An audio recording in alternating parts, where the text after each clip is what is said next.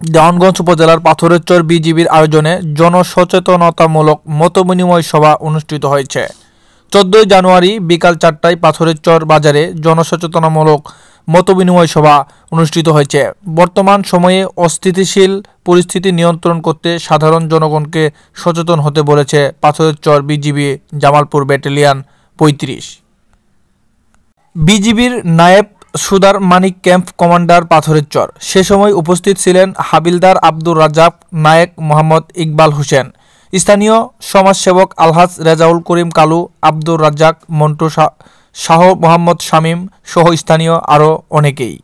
Camp কমান্ডারের নায়েব সুদার মানিক বলেন, কোনোভাবেই যেন অনুপ্রবেশকারী বাংলাদেশে প্রবেশ করতে না পারে এবং আমরাও যেন প্রবেশ না করি, সেই বিষয়ে আমাদের সচেতন হতে হবে।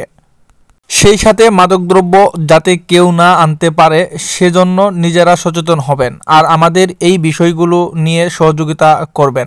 বর্তমান অবস্থাতে যেন কোনোভাবেই 150 গজের ভিতর আপনারা না প্রবেশ করেন এবং ভারতের পক্ষ থেকে যদি 150 গজের ভিতর কোনো কাঁটাতারের মাধ্যমে বেড়া না দিতে পারে সেই বিষয়ে সচেতন হতে হবে।